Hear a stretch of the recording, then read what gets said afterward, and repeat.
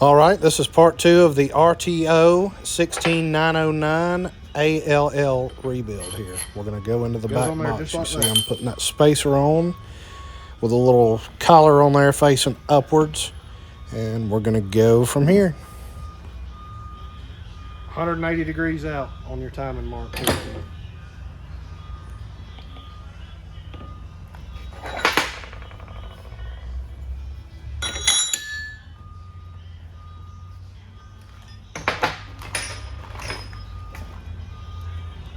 Big side to the bull gear.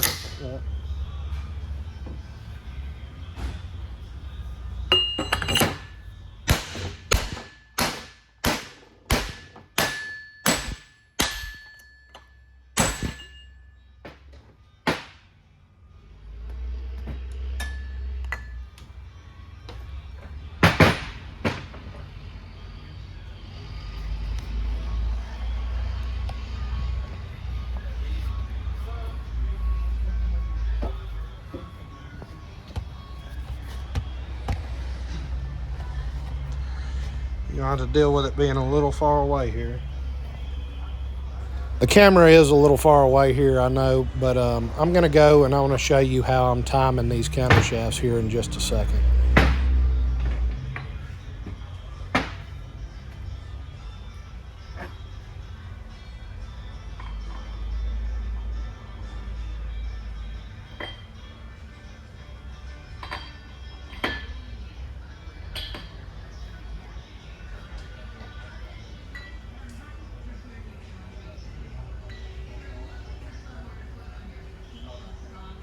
I like to put a little bit of oil on this quill.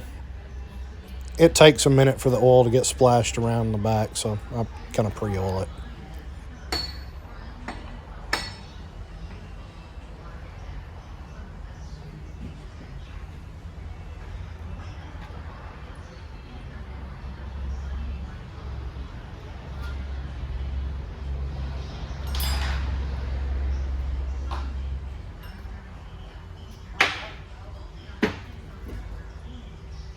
Your little pin goes through the side here. It's a long ways away, I'm sorry. Pin through.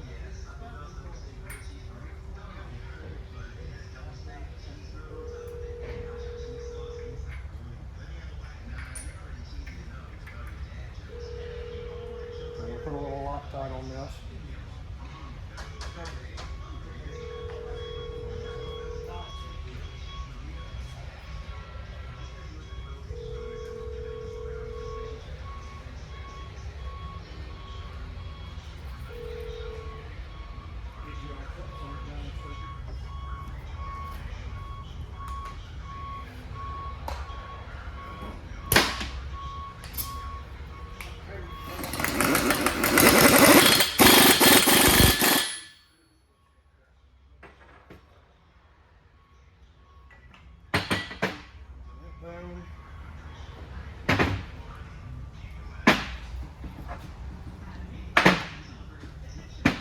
You can't really see it that great from this distance, but there's timing marks I've got on my bull gear and my reduction gear there. They're 180 degrees out. It's just a single tooth, 180 degrees out.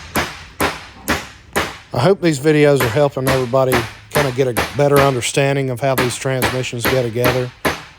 If you got a second, go ahead and hit the like and subscribe button. It would be greatly appreciated.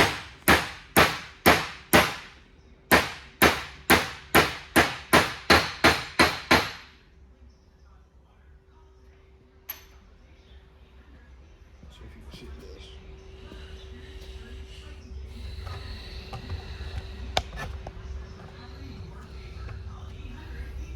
You can see one side anyway.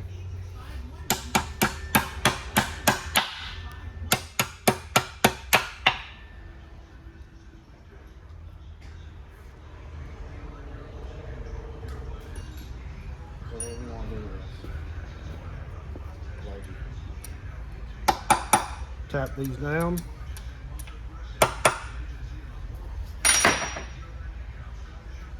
We've already got our timing marks here.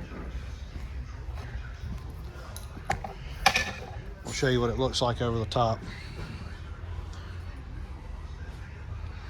So you got your reference marks here, but you just line up over the top and you can see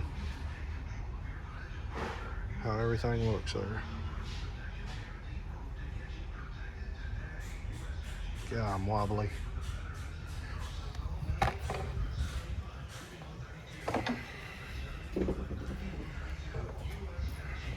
Do this on both sides. You got your auxiliary drive gear. Auxiliary drive gear is 180 degrees out.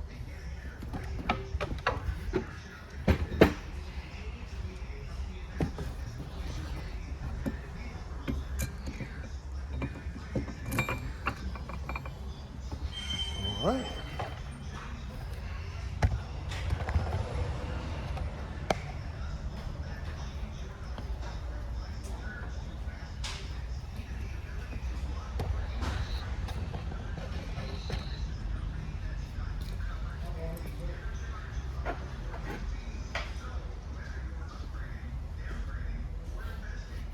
I've already got my synchronizer built here. Put some oil on it.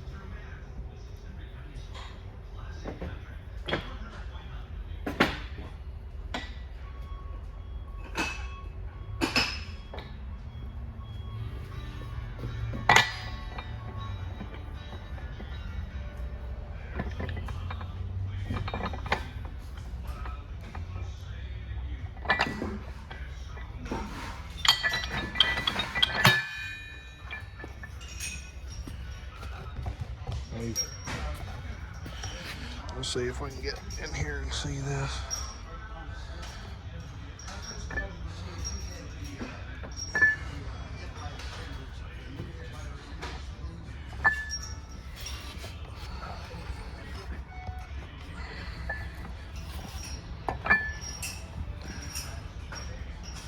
You see how that times together there.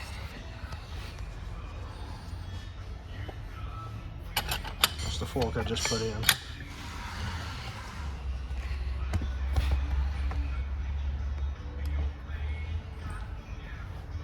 It's important when you build these to make sure that you have your yoke bars on your deep reduction and your high and low, just like I have them here. You don't want to put this thing together and then realize that you have all that stuff backwards.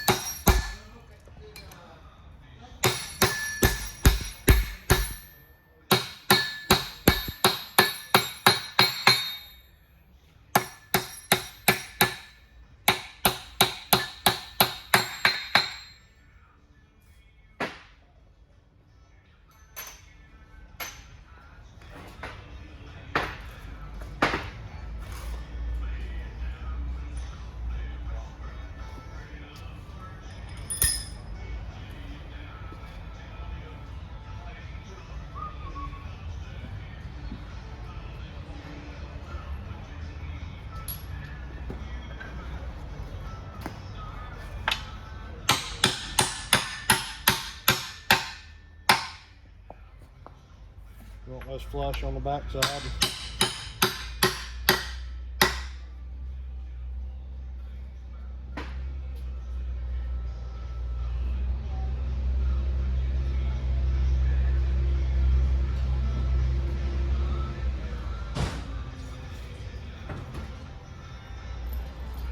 I'm back in a minute, Greg. I'm gonna run up there and get my signals.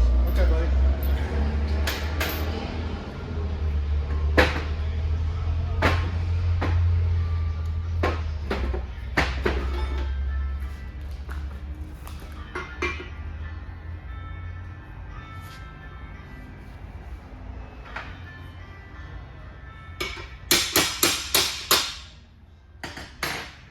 All right, I think I've really got past the core of this back box build. I'm going to fast forward a lot of this stuff from here on out and kind of pop in and commentate on some of the key pieces here.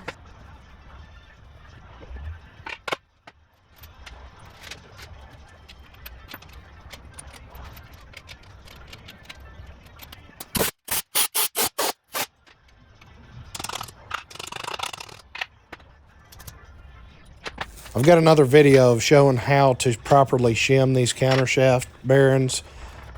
You can check that out on the, it's a FRO16210C rebuild video that I've done.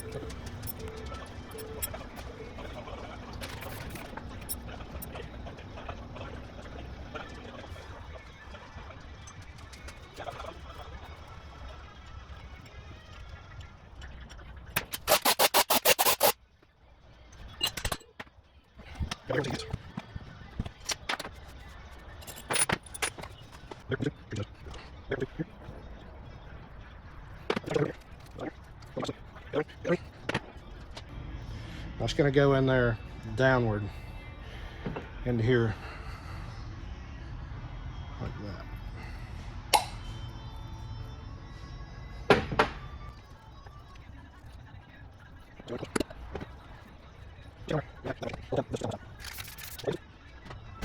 You remember that little O-ring?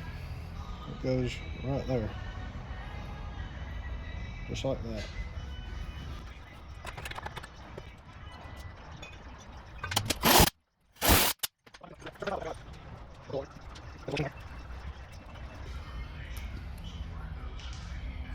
It's pretty obvious. Make sure you don't block the hole. I don't even think it'll go that way. No, it won't.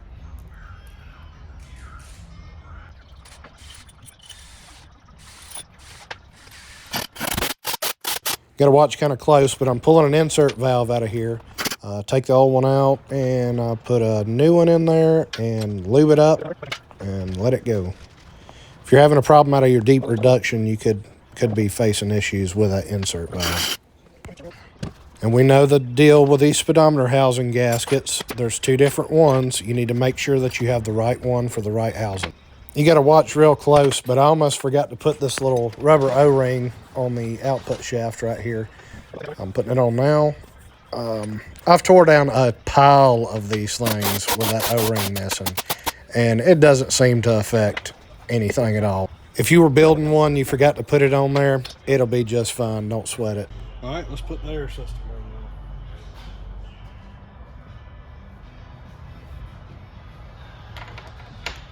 You got your little plunger here. You want to make sure that it plunges good, all that good stuff.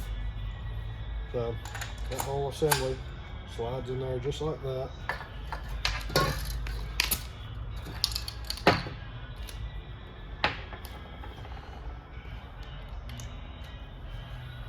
This is real technical. Just barely get it in there. Kind of flush there.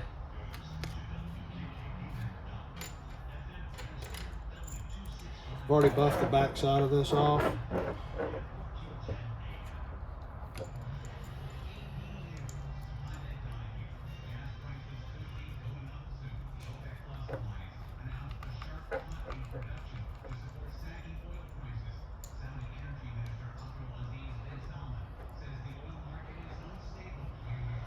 If you've got a heavy trigger finger on that impact, you don't need to do it this way.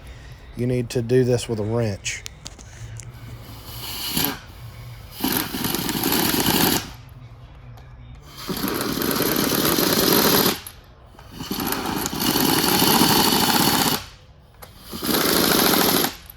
Obviously, you want to be very careful with that. You do not want to break these bolts.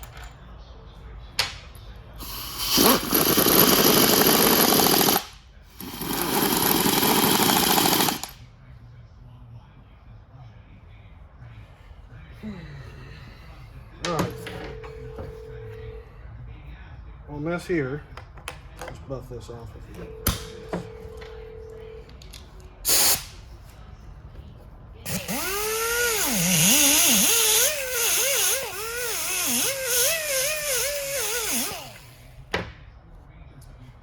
On this here in your kit,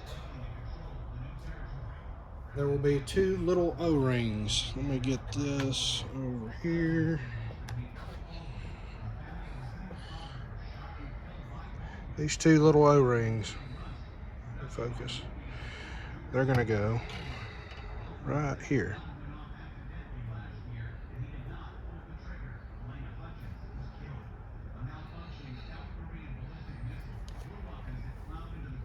Now you want to put a little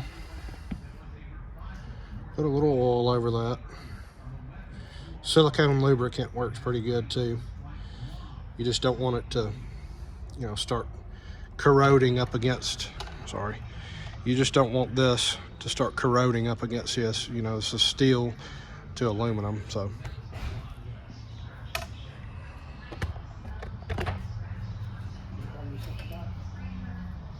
No, I'm good.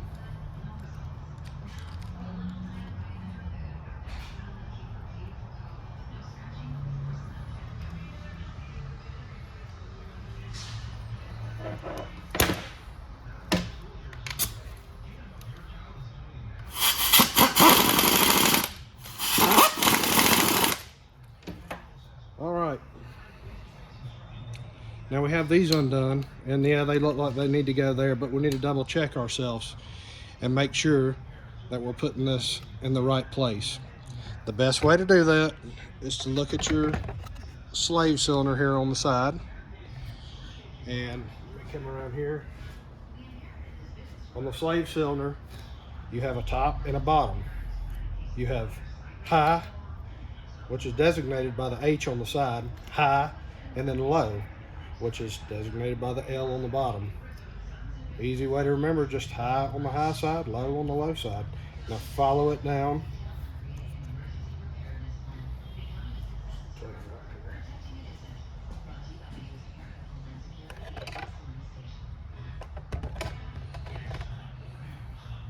High, coming in here, here, on the back side, coming from here, high.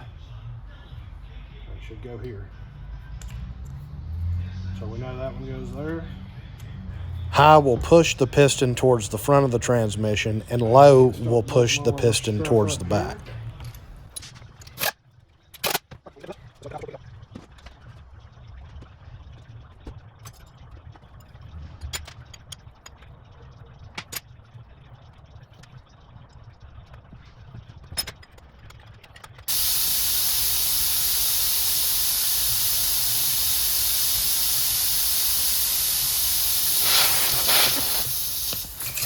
This is a good way to remember how to wire in like a 908LL or something like that. Your red hose goes to the front, your black to the back. You got a green that's going to go to the bottom off of the low side. And then you got the blue running back here to the back.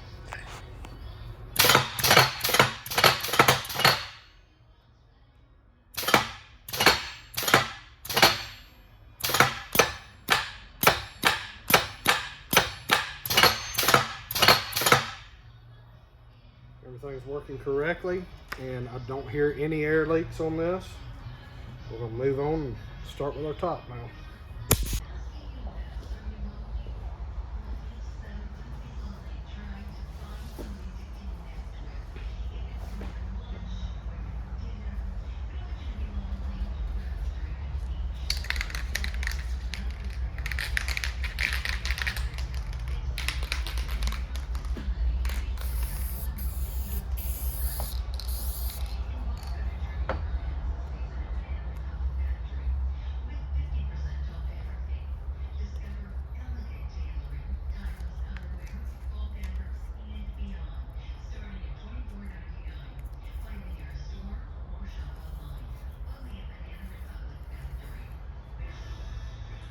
Make sure all 3 of your sliding clutches are in the middle.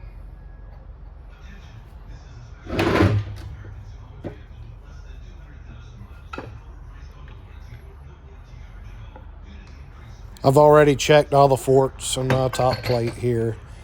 When you put these on, you need to make absolute sure that you don't just put the plate on there and then just start tightening it down. If you do that, you stand a very strong chance of bending that little lockout pin on the side of the slave cylinder. It'll crush it down and the thing will never range shift correctly. You need to make absolute sure you drop it down. You want to pull it over away from that detent and then push it to it. It needs to be flat on there. If it's not flat, then it's on that pin, and if you tighten that up, bad things happen.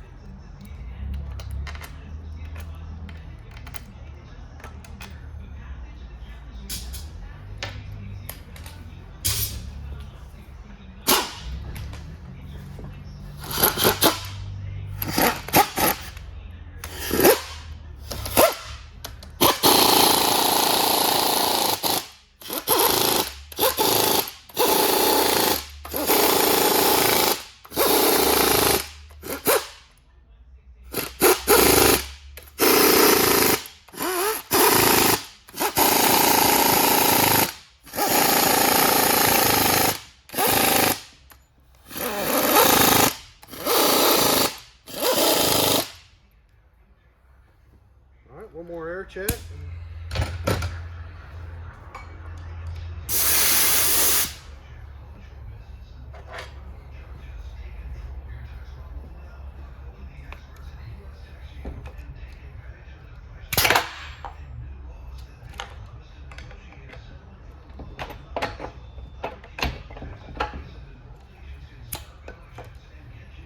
When you flip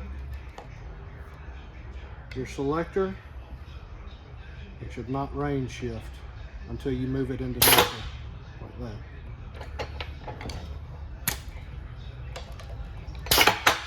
That's the pre-selection.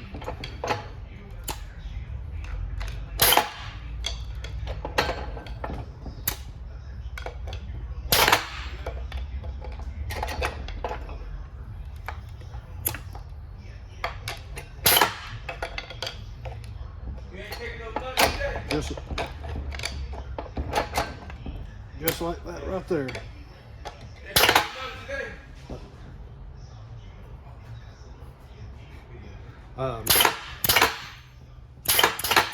No, I ain't taking no lunch.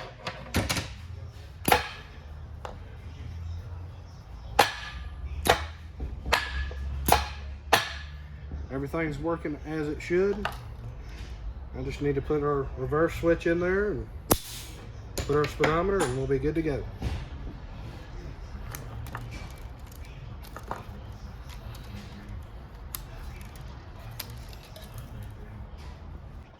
Now, as I put all these little finishing pieces on here, I want to tell y'all, thank y'all very much for all the subscribers. I think we're at 750 right now, trying to get monetized. Just a few more to go. I hope everybody's getting something out of these videos. Thank y'all very much for watching, and don't forget to like and subscribe.